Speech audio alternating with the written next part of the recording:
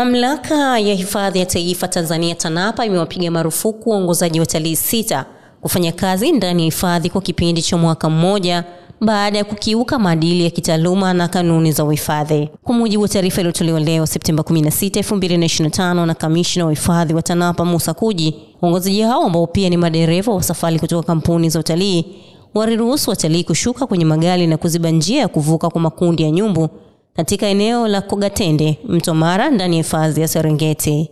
Kitendo hicho kilichotokea kati ya Julai 20 hadi 29, 2025 kilisababisha taharuki na usumbufu mkubwa kwa wanyama.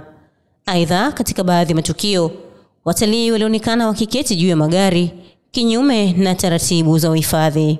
Tukio hilo lilifichuliwa na mwongozaji na mpiga picha wa wanyamapori kutoka Afrika Kusini, Nicky Crea, kupitia video iliyochapisha kwenye mitandao ya kijamii ikionyesha magari yakiziba njia ya wanyama nyumbu. Miongoni mwa waliopigwa marufuku hiyo ni pamoja na Taritu Samuel kutoka Asilia Lodge and Camp Limited, Lucas Manonga kutoka LNL Tanzania Safari na Edmund Bura kutoka Nomad Tanzania Limited, ambao walibainika kutenda makosa hayo Julai 21 mwaka huu. TANAPA imesisitiza kuwa adhabu hizo zinalenga kulinda heshima ya hifadhi ya taifa na kuhakikisha waongoza watalii wanazingatia kanuni zote za uhifadhi.